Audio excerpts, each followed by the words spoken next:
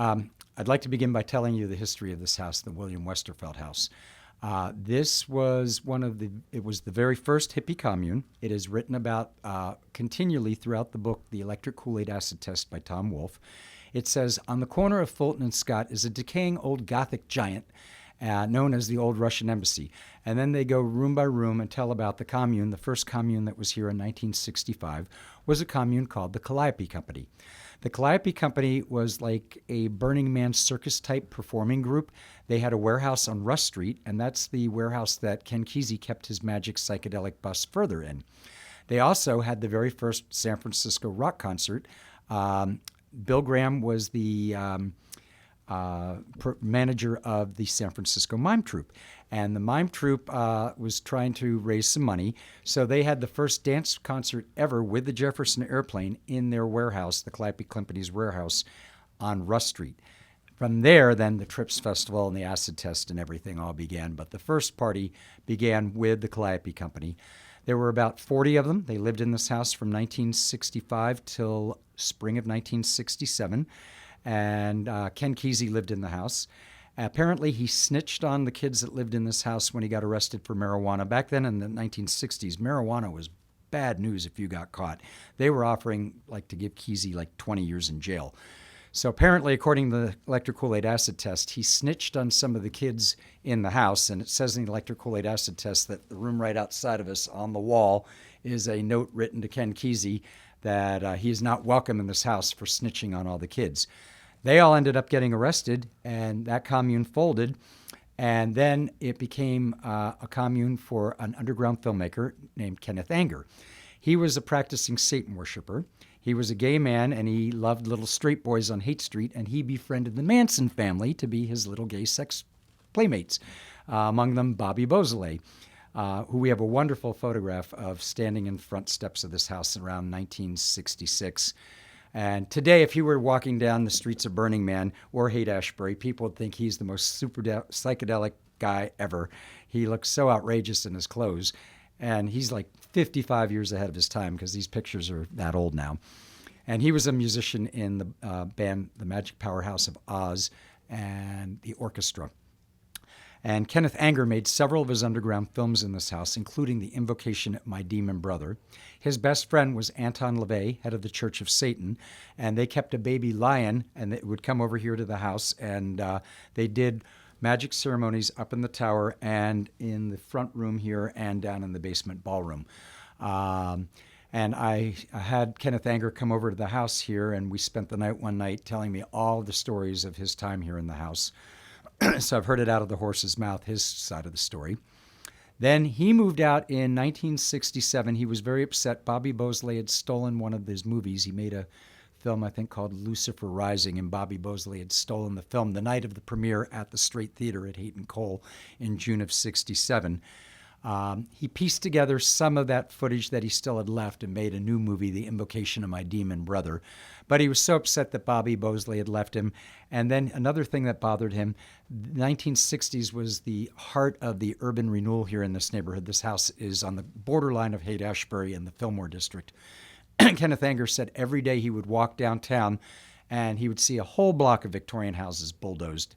He'd walk downtown, the houses were there, he'd come back in the afternoon, the whole block gone. And he said it disappointed him so much that he moved to Paris to live with Marianne Faithfull because they appreciate fine architecture in Paris.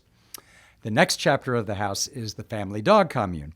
And the Family Dog put on many of the concerts at the Avalon Ballroom, and they were run by the guy Chet Helms, who brought Janis Joplin to San Francisco.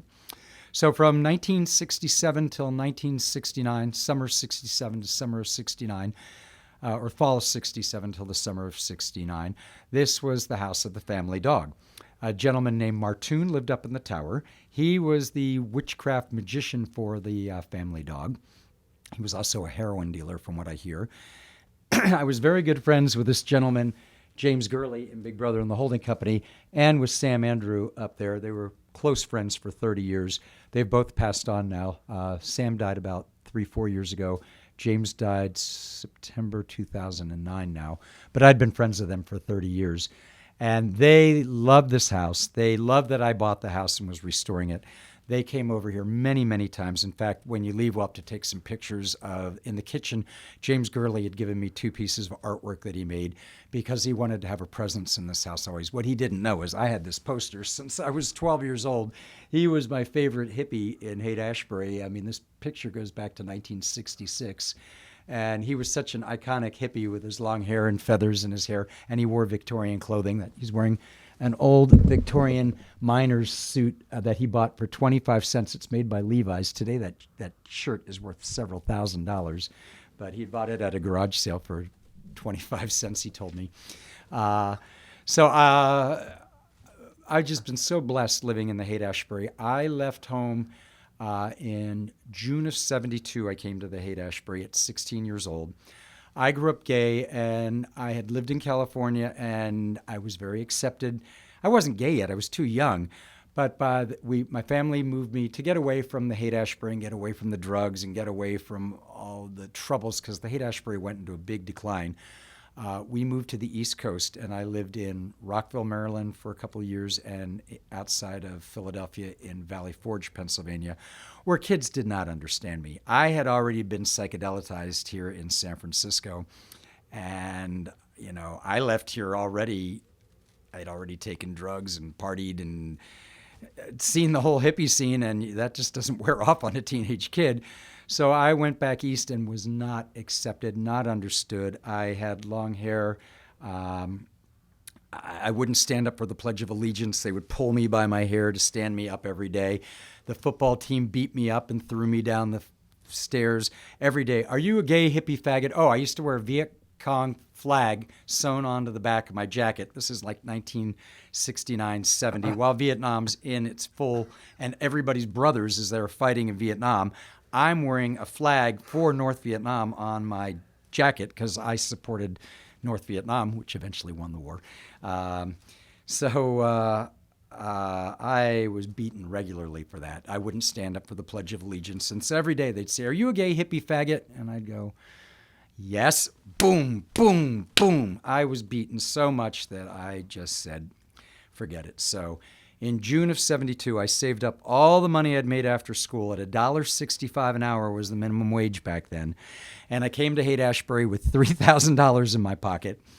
And luckily, the Haight-Ashbury had really gone into a decline back that time. But there was still a hardcore group of several hundred of the original hippies still living in the Haight.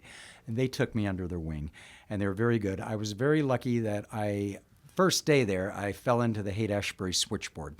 The Haight-Ashbury Switchboard was this magical group of people. They were the computer for the Haight-Ashbury district since they didn't have computers in the 60s and 70s. They had started in 1967. A guy named Al Rinkin had started in his basement on Fell Street.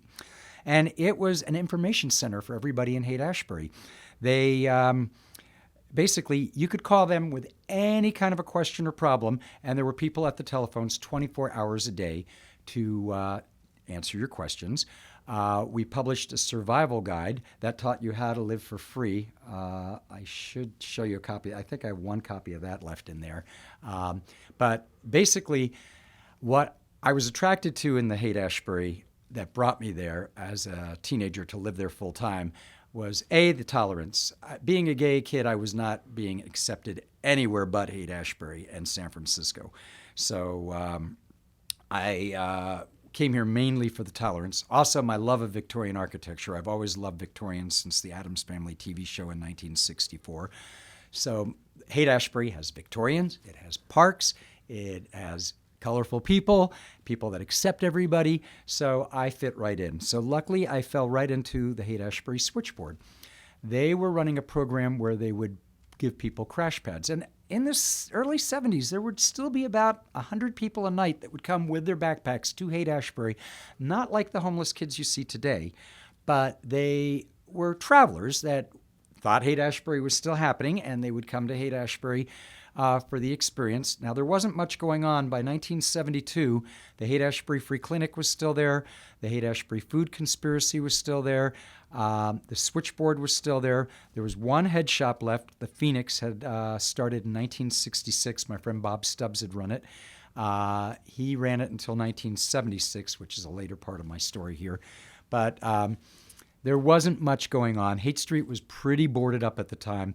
There were there were grocery stores, there were liquor stores. Mendel's was still there, the Far Out Fabrics, and the hardware store was there. Holcomb Jewelers was on the corner of Haight and Ashbury, where Heldover is today. That was Big Shop and Save grocery store. The Red Victorian that was Big Save number 1 or 2. There were several grocery stores. Uganda Liquors was there. We did have a hippie restaurant. There was Magnolia Thunder Pussies, and then that became at Haight and Masonic, and then that became the Psalms Cafe. But there really was not a lot going on in the Haight-Ashbury. But there were still 300-400 people probably that were original hippies that had just not left yet, and they took me under their wing. So the Haight-Ashbury Switchboard ran crash pads, and every night the 100 people that would come to the switchboard, and then they would call up people and say, can you take, how many people can you take? And they come put a sleeping bag down on your floor. Very trusting times. People, trusted people back then. And for the most part, it worked out. People weren't laying sex trips on people. They weren't stealing from the kids. The kids weren't stealing from them. It worked out pretty nicely because we did that program the whole time I was involved with the switchboard. We also had a guy from the EDD there trying to get people jobs. We ran a free store in the front. The switchboard, when I was involved, was at 1797 Haight Street at the corner of Haight and Schrader, where the Zona Rosa restaurant is today. And at nighttime, if we couldn't get all the people crashed, we would let people roll out their sleeping bag right there in our storefront. Oh, and 20 people a night would be sleeping there. Excuse me.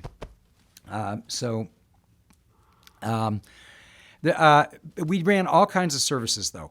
If somebody was committing suicide, there was somebody at the phone 24 hours a day. You would take a shift for a 4-hour shift, and it was your duty to be sitting there by the phone, and you would answer it. And if somebody was committing suicide, you would talk them down. If somebody was having a drug overdose, you would try, or a bad acid trip, you would try to talk them down or try to get them medical help. We had legal referral help for people that got arrested. We ran back then in the 70s, everybody hitchhiked. So we ran a ride board. So anybody going to New York would sign up that they had room for X amount of people in their car, and we would fill their cars up. We ran a roommate referral service for free. Everything was free. We did not charge money. It was free. The Haight-Ashbury Switchboard's philosophy was based on the old diggers and everything. We were trying to create a free society. Now, we were all revolutionaries and we didn't like the government, so we all believed it was your duty to get on welfare and food stamps and Medi-Cal and take from the government, but you were supposed to give back to the community. And that's what I think a lot of the kids on the street nowadays don't get. The hippies gave back. It wasn't take, take, take. It was win-win, and in our minds, we were winning. We were trying to destroy the government. If nobody would work and pay taxes and we were taking, we were destroying the government. At the same time, we were expected to volunteer at the switchboard, volunteer at the free clinic, go over to the food co-op and volunteer. You were supposed to sweep Haight Street. You were supposed to give back.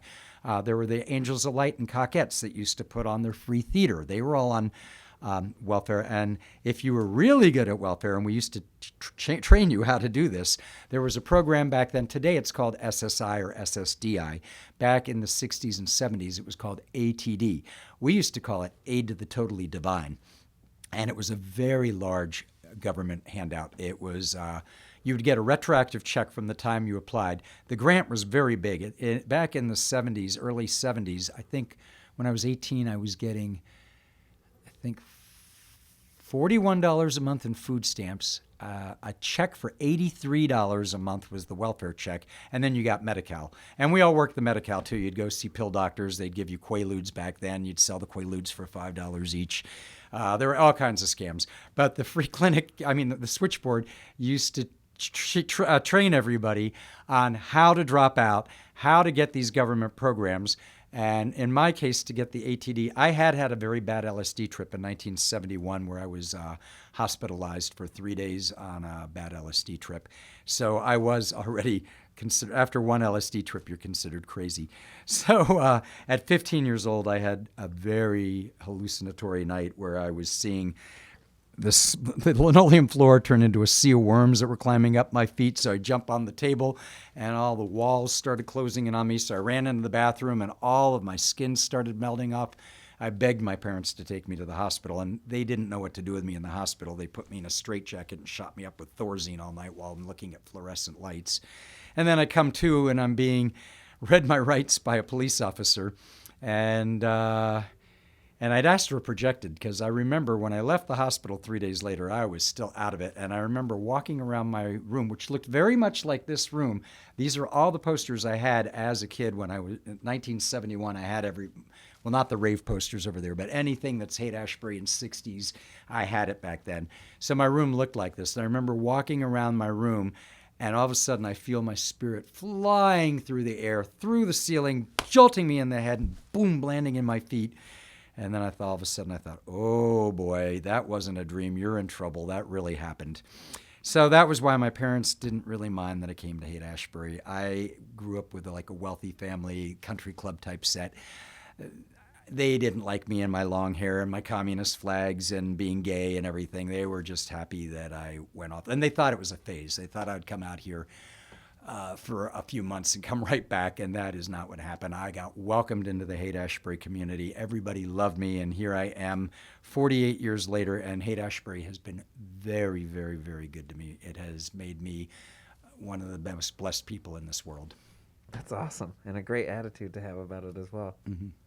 So I started with nothing. Money was never important to me, but another part of my story, in 1976, I got my SSI retroactive grant of what was called ATD back then, my $5,000 retroactive grant, because it went back from the day I applied, and it took a year for it to go through the channels and get me my money. So with a $5,000 grant from ATD, and then the Phoenix head shop that I'd mentioned earlier, Bob was closing the Phoenix. And I said, Bob, you can't close this. It's the only thing left on Haight Street from the 60s. And, not the only commercial thing. And he goes, Jimmy, you want to be the last hippie? I'm headed to Hawaii. The last day, all the fixtures and everything are yours, but you have to move out. They're doing something different with the building. I think they made it into a hematology center or something at the time. So this was spring of 1976. So I went up and down Haight Street, and everything was boarded up. And at the corner of Haight and Masonic at 1409 Haight Street, where the old Haight Street Palace used to be back in the 60s, it was a head shop and clothing store called the Haight Street Palace. And so I called up the landlord, and he goes, I have not rented that building since 1968. Tell you what, take the boards off the window if you're still here, and fix the building up. And if you're still here a year from now, we'll talk about rent. So I got the building free for a year. And then a little bit later, they charged me $250 a month rent for a store back then. So with my $5,000 grant from the government and the fixtures and the leftover incense from the Phoenix, I think I got Indian tapestries and incense from him mostly. And Ben Friedman from the poster gallery on Grant Avenue had all of the old Fillmore and Avalon ballroom posters, and he would sell them to me for, I think, $1 or $2 each back then. So I remember opening the store up, and I did it with two partners that were both also on ATD, and we all got a government grant at the same time. So I had a head shop in the back of the store. It was a very large store. In the front, my friend Dennis had plants, and then upstairs was a fish aquarium gallery. We'd sell fish. And so I did that for a couple of years, but my partners were insane, and it was the beginning of the age of, nowadays they call it crack, but back then it was called freebase. Cocaine was very, very popular in San Francisco in the early 1970s until the 80s. Well, probably still popular today. I got out of it in the 1980s. I do have 3 felony arrests from 1985 where I got caught in the drug world, and I cleaned my act up, but it saved my life.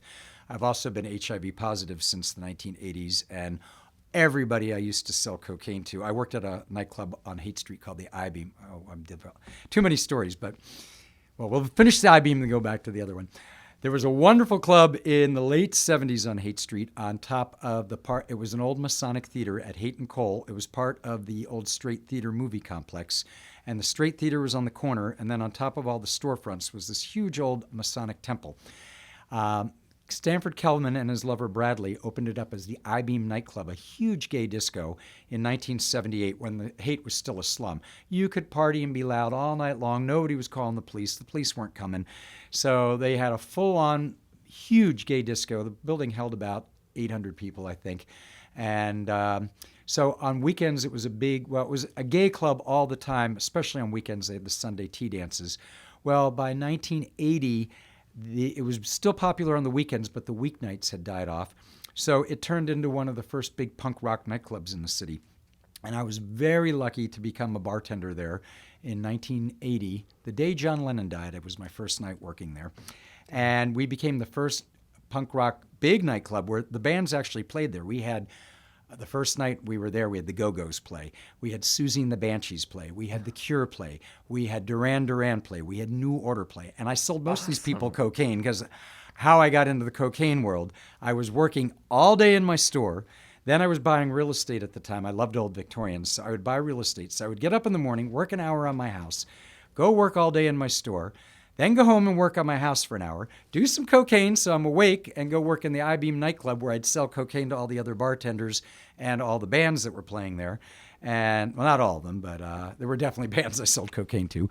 And that all caught up with me in 1984, late 84, early 85. I got arrested for selling cocaine.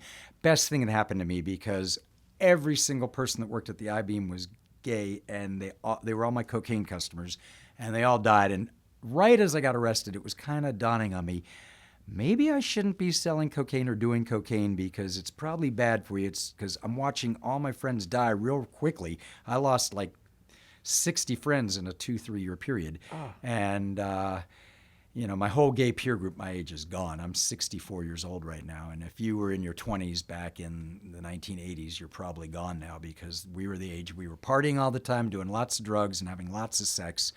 And it caught up with us. And so I got arrested, and it was the best thing that happened to me. I actually thanked them that, first of all, they were very nice to me when they arrested me. They apologized for arresting me. They said, we don't normally arrest. And there was some racism involved. The people that arrested me said, we wouldn't have even arrested you, but they raided your house at the same time we raided your store. And it's a lot of paperwork. When they told me, you're white, you're a property owner and a store owner, nothing's going to happen to you. You're going to get a slap on the wrist, so don't narc on your friends. These are the cops telling me, don't narc on your friends. So I go into the police station. I just said, I want a lawyer. And I got a slap on the wrist. It was right before the war on drugs. They got me for 10 sheets of acid because I used to sell acid and I used to sell cocaine. And so they got me for possession of 10 sheets of acid, which a few months later, each sheet would have got me years in jail. And they got me for possession of cocaine with intent to sell. I only had like 5 grams of it. It wasn't much. But it was a good wake-up call for me. I'm actually glad it happened because it got me off of the hard drugs, and since then I've only been smoking pot. And now pot's legal, so I'm not even a criminal anymore. So anyway, the I-Beam was a wonderful chapter of my life, and that is a chapter of Haight-Ashbury, not the psychedelic part, but in the 1970s, the first gentrification of the Haight was gay men. Haight-Ashbury was really the beginning of the whole gay culture because the hippies accepted people for being gay. They didn't care. And everybody loved everybody. You didn't have to label your sexuality. When I was a teenager in the Haight-Ashbury, I slept with men and women all the time, and we didn't label ourselves. We just all slept together. And so there was a lot of gay people in the Haight-Ashbury. We had multiple gay bars in the Haight-Ashbury. When it was a slum, there was Gus's Pub on Haight Street, where Piedmont is today. There was, what was the name of the one up at Haight, and where the Milk Bar is? That was a gay bar back in the 70s. Up on Cole Street, there was Maud's, a lesbian-run bar, and then there was Bradley's Corner at Cole and Carl. We had at least 5 or 6 gay bars in the Haight, and then the I-Beam. And so there was a big gay presence, and the gay men were the first people to go in and start buying the Victorian houses and fixing them all up in the Haight-Ashbury. And they were also the first ones to open up the businesses. I opened up my business in 1976. There was another guy, I believe his name was Norm. He had a plant store up at Haight and Cole. Haight Jeans opened up in 1977, I believe. That was a gay-run store. So we had, in the early 1970s, when Haight first started coming back, mostly it was just liquor stores. And then there was a wave of gay-run businesses. Also, at the same time, it was the urban renewal of the Fillmore district. And so McAllister Street had a lot of old secondhand stores run mostly by old Jewish people that had survived the concentration camps in Nazi Germany. And they had opened up all these stores on Golden Gate and on McAllister Street. Well, urban renewal tore all those blocks of stores down, so many of them relocated up to Haight Street. We had Mrs. King's Antique, we had Bizon's Antiques. Bizon's son had an antique store. I forget his name now, though. But there were several of these thrift, vintage, pretty much junk stores run by these Nazi concentration camp survivors in the early 1970s on Haight Street. And so when the Phoenix closed, I opened up the White Rabbit, and that opened up the door for other people. A few months later, the guy that owns Villains came in my store, and he said, I guess that was when I opened up Pipe Dreams a little bit later. In 1978, the partnership had gone bad with my friends from White Rabbit. They had gotten into the freebase, and they started having huge fights. They were two gay lovers, and they would have fights, and it was very violent, and I couldn't be running my store there anymore. They would get all the customers involved in the fights. Nobody wanted to come in. It was just a mess. So I got them to buy me out, and with the money, I bought my first Victorian. You could still buy a Victorian house with $5,000 down, $17,000 total price for a 2-flat Victorian I bought in Dogpatch in 1977, I guess that was. So I bought my first house, so I got them to buy me out. And then the lady who sold me the building, there was still 80% vacancy rate on Haight Street. So a woman named Winifred Turlip owned a business called Park Realty. She was one of the last surviving old school people. The hardware store had been there, Holcomb Jewelers, Park Realty. And so she had a whole block of vacant stores at Haight and Clayton. And she said, I'll tell you what, you just bought this house for me. I'll give you a store, fix it up for free. So I opened up the store Pipe Dreams, which is still there today. And they are lying. They say on the front of their store, established 1968. I was 12 years old in 1968. I promise you I did not open up Pipe Dreams in 1968, but I did open it up in May of 1978. And again, I had a partner. The lady gave me the store for free, but I didn't have any money because I just bought the house. So I was living in a commune at 1455 Haight Street while I was fixing up my house in Dogpatch. And one of the women that lived with me, Marcella, she said, well, my boyfriend has money. Let's open up a head shop. So we opened up the Pipe Dreams, and we opened it up at 1612 Haight Street. It was originally up at Haight and Clayton. And we were there from 1978 till about 1981, when the owner of the building, who didn't like how Mrs. Turlip, I guess, was running the place since all the storefronts were vacant. Although I did get a lot of my friends then to open up stores. My friend Cheryl opened up Circle of Friends. My friend Jay opened up a store there. There was another gay store on the corner there called Eros. So I did get 4 of the stores all opened up in that building. And anyway, I had partnership problems there. The guy wasn't giving me money. Plus, I was still on my ATD. I was collecting this government disability money and taking the money I was getting and putting it back into the store, not taking any salary.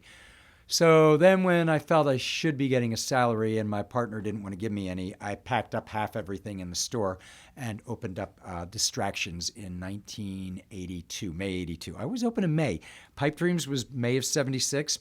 White Rabbit was May of 76. Pipe Dreams was May of 78. Distractions was May of 82. So I am currently the longest running the longest running merchant on Haight Street. I've continually, every day since 1976, had a store on Haight Street. I just went right from one to the other. And so I am the continually longest running merchant on Haight Street at this point, 44 years. Robert's Hardware has been there longer, Persian Ob Zamzam and Deluxe, and Mendel's, but not with the same owners. Mendel's is in the same family, but I remember when Mendel and his wife, Sarah, and then later their daughter, Betty, had it, and now their niece has it. And then the hardware store, I remember when the grandfather had it, when the father had it, now the kids have it. So, and the other businesses have all sold. Bruno from Persian Ob Zamzam's been dead for years now. So I am the longest merchant on Haight Street, 44 years straight now. My question wasn't that cool. I just the Phoenix was the precursor to the White Rabbit in the same Yes. space. No, the Phoenix used to be at, well, the original It said by Phoenix. Masonic. The original Phoenix was at Haight and Masonic. It's boarded up right now. It's next to the Anarchist bookstore. It's going to be a bookstore, I believe. I believe somebody bought the building to put a bookstore in, but then with COVID and everything, nothing has opened there, so it's been vacant for a couple of years. There was a store called Recycled Records there. Oh. From the time it was the Phoenix, it was Recycled Records. I remember that. And then the Oracle used to be right on upstairs from that back in the 60s. When Bob closed the Phoenix, so he burned down, that Phoenix burned down in 1973. He was a great guy. He also got into the freebase, and all of a sudden there were a lot of fires. The Phoenix caught on fire in 1973, in the fall of 73. Then he burned down his house. He lived on, Bob Stubbs lived on Clayton and Frederick, and that house caught on fire, and he got burned in that fire. So that was in spring of 75. By spring of 76, he was moving to Hawaii. And unfortunately, he passed away in Hawaii. And life was hard for him towards the end, I hear. So it was a shame because he was one of the pioneers. Bob Stubbs was really the pioneer of the Haight-Ashbury. He opened the first psychedelic business there in 1964 on Hayes and Ashbury. He opened the Blue Unicorn, which was a coffee house. And it had the most psychedelic ceiling because it was closed, but the Haight-Ashbury Switchboard took over that space when first we were at 1797 Haight, and then probably around 76 or 7, we moved over to Haight Street to the Blue Unicorn space, and the ceiling was all psychedelic in there. It was all hand-painted, real beautiful, and it had been like that for 10 years.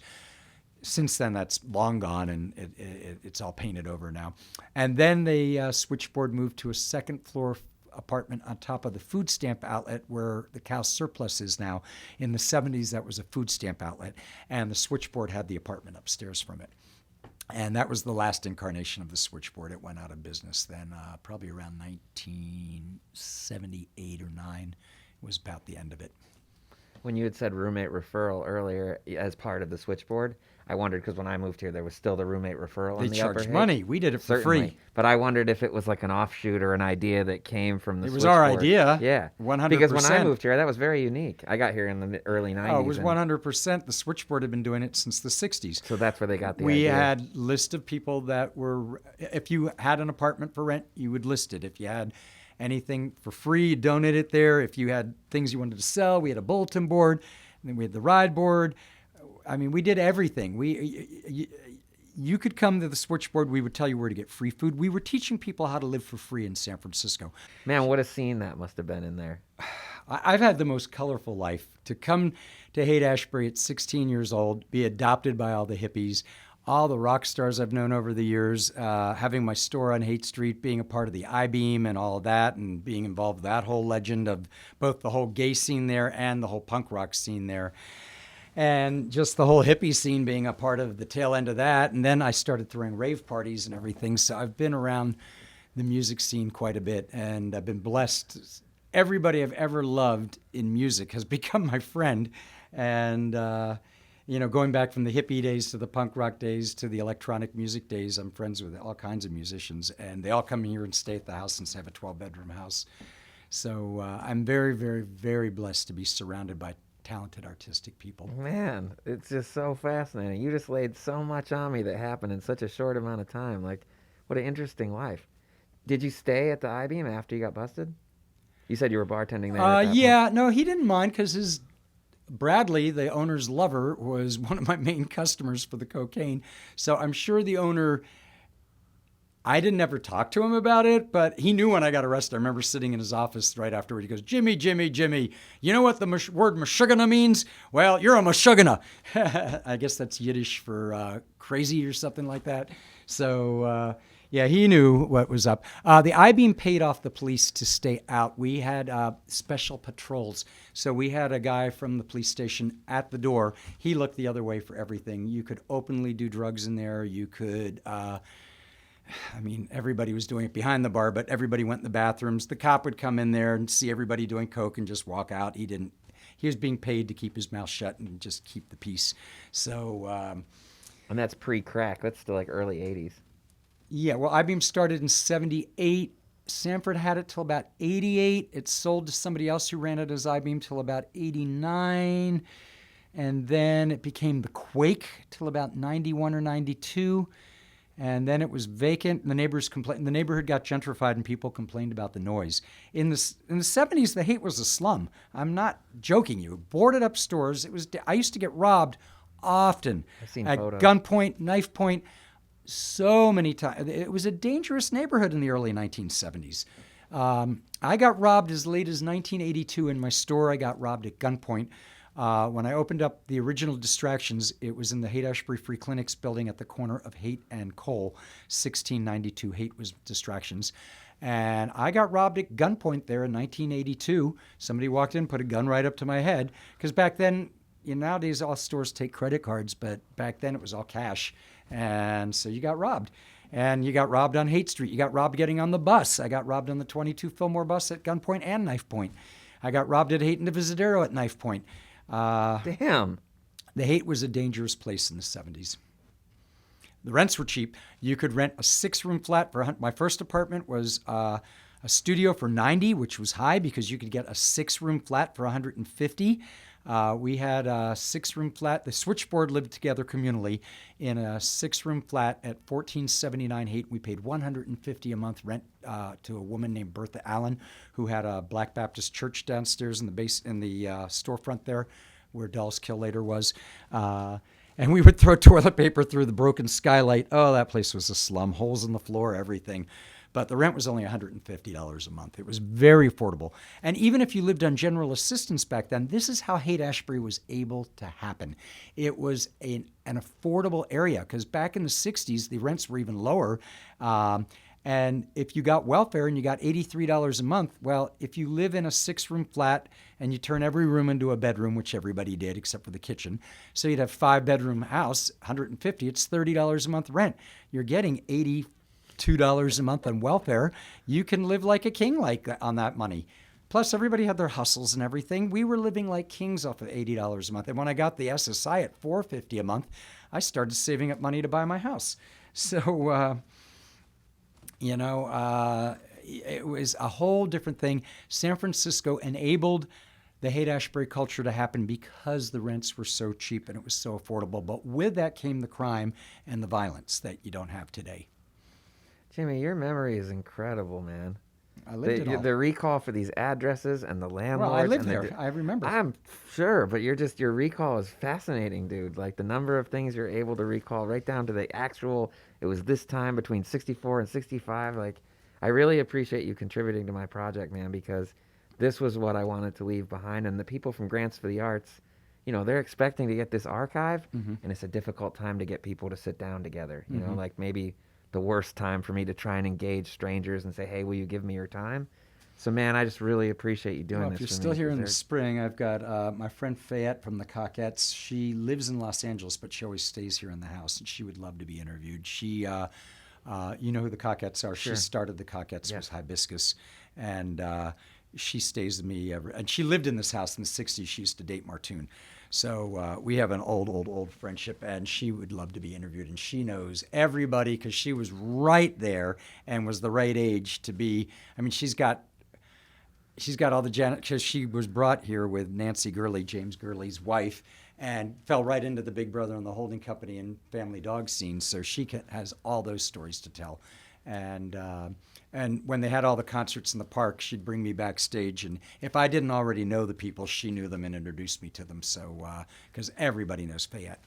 So I'd like you to interview her if you're still here in the spring. When she won't travel until spring, but. Out of all the people we've recorded, which is only a few so far, but everybody's got their different take on where it is and what it was for them. And because yours is such a specific Haight Street experience, as you know, just since you and I met, unfortunately, the Haight has gone through a really big transition. And I don't want to bring it up or dwell on it, but I can't not talk to you about it because, man, it's, as an outsider coming to this neighborhood just for a few months, I feel like my timing is like 68. Like, it's going through this huge, huge, and again, I've lived here for 26 years. I've spent a lot of time in that neighborhood, but I've never lived there. But to have slept there every night and woke up every morning during a time that for me, not to be dramatic, you lived it and I didn't, but it kind of feels like what it had to be like post Summer of Love. Especially in June when the riots were happening.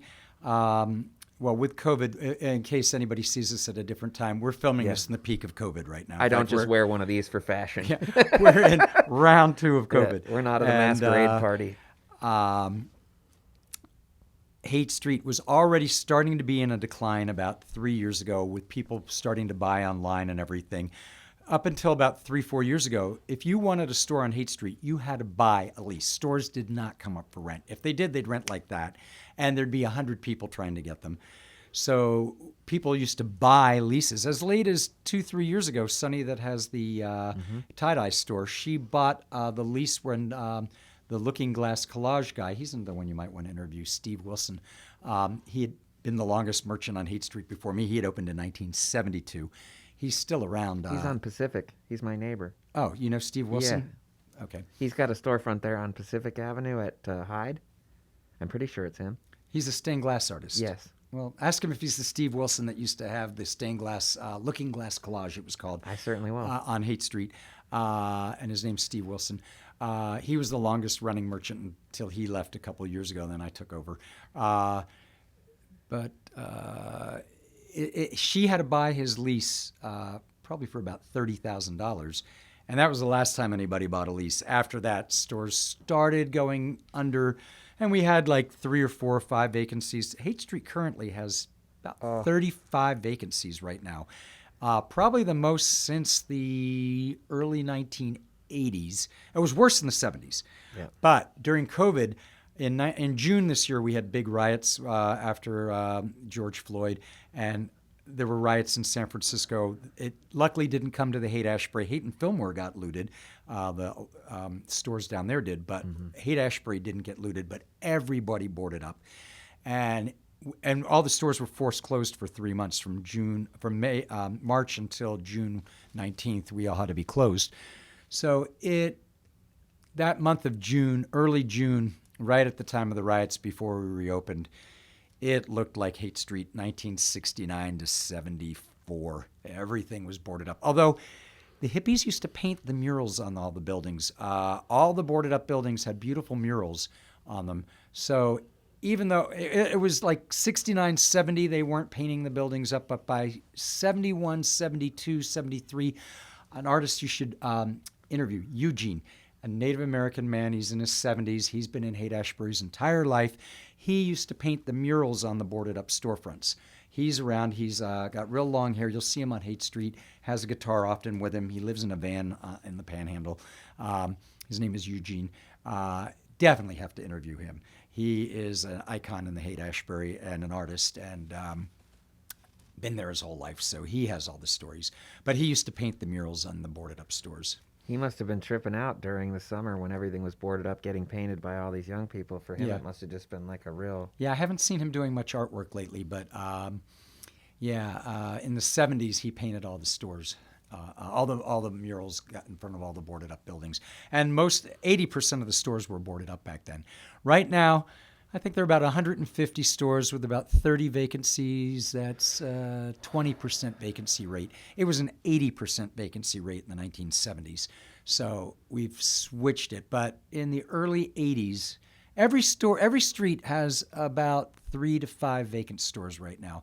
And I'm afraid the number's only going to get worse. I think we're not at the worst of COVID yet. Unfortunately, I think December, January, February are going to be very hard months.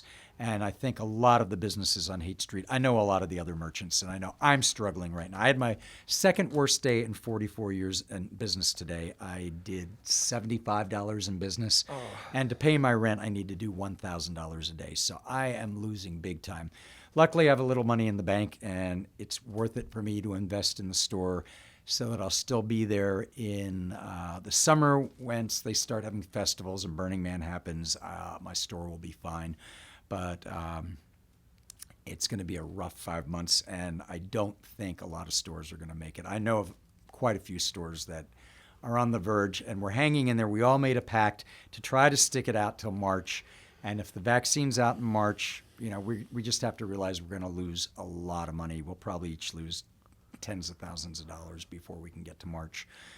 Landlords are lowering rents, but it's not enough. There's still expenses. One merchant I know has to have $1,600 a day just to do his payroll.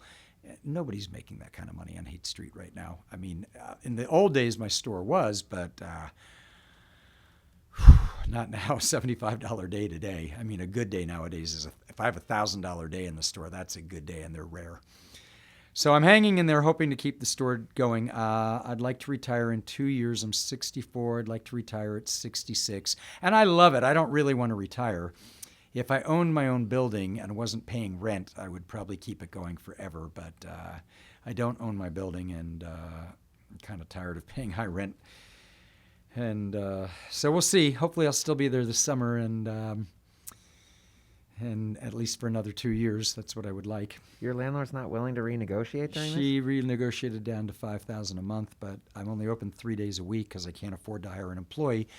At 3 days a week to pay the cost of goods, the rent, the utility bills, and the credit card fees, I need to do $1,000 a day, and I'm not coming close. I'm really sorry to hear that, man. Yeah, and I'm one of the well-known stores. I don't even have to advertise. Everybody just knows my store. I've been there 44 years. So it's just we're not getting any tourists. Usually Haight Street gets a lot of tourists. No tourists are coming right now. We're not, especially European tourists. We used to get a lot of Europeans. They're just not allowed to come, so they're not coming. And then Haight Street does well when there's an event, when it's Halloween or New Year's Eve or Burning Man or Edwardian Ball or Dickens Fair or any one of the big rave parties. People will come to Haight Street flocking to buy clothing to go there to the event. And that's when the merchants do good. But with no events until next summer, everybody's struggling. It's everybody. It's not just me. One store's doing really good, Love of Ganesh, thank God. I even talked to Gus's Market, the owner of Gus's Market today, Gina, and she was telling me she's doing okay, but we're not getting rich right now. She goes, we're breaking even. People have to eat, but our numbers are way down. And I think she's one of the best stores on Haight Street. So if she's struggling, you can imagine the little clothing stores that cater to little raves that aren't happening, and stores like mine are hurting.